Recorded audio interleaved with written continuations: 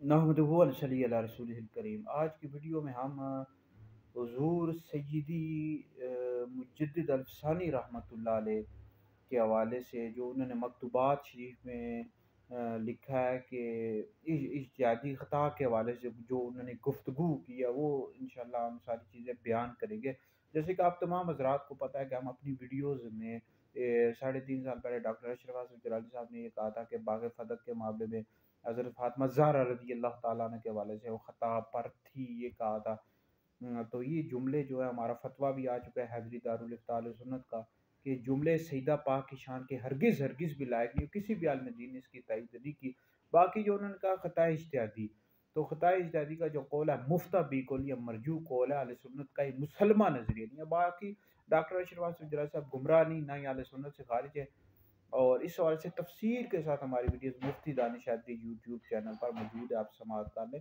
باقی مجدد الفسانی رحمۃ اللہ علیہ کے مکتوبات شریف کے حوالے سے یہ ڈاکٹر صاحب ان کے جو شاگرد ہیں حوالہ جات پیش کرتے رہتے ہیں کہ انہوں نے لکھا ہے جی خطا اجتہادی کے حوالے سے۔ بھائی خطا اجتہادی کے حوالے سے انہوں نے یہ لکھا ہے کہ خطا اجتہادی جو ہوتی ہے یہ فسق کے درجے تک نہیں پہنچاتی اور نہ اس پر ملامت ہے، بلکہ اس میں ایک اجر ملتا ہے۔ یہ بالکل مجدد الفسانی رحمۃ اللہ علیہ نے لکھا ہے۔ اجتہادی خطا یہ گناہ نہیں ہے، اس میں مجتہد کو ایک اجر ملتا ہے، ایک ثواب ملتا ہے۔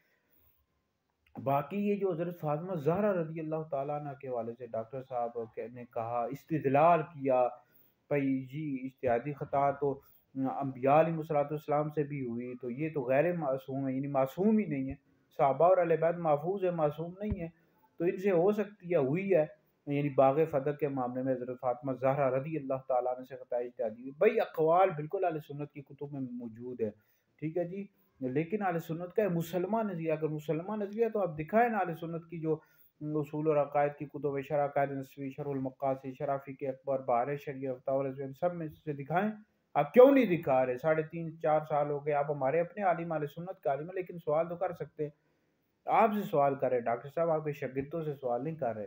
باقی آپ نے پیر میر علی شاہ صاحب رحمۃ اللہ علیہ کی ایک عبارت کا حوالہ دیا، بھائی انہوں نے امکان لکھا ہے، کون نہیں لکھا، آپ ان کے پیچھے کیوں چھپ رہے ہیں؟ اگر انہوں نے لکھا ہی نہیں، اگر بالفرض محال اگر انہوں نے لکھا بھی ہو تو آپ ان کے پیچھے کیوں چھپ رہے ہیں؟ آپ اہل سنت کی 14.5 سال کی تاریخ ہے، ان سے حوالہ جات پیش کریں نا، مسلمان نظریہ بیان کریں۔ تو بہرحال پیر میر علی شاہ صاحب رحمۃ اللہ علیہ نے صرف امکان لکھا ہے، کون نہیں لکھا۔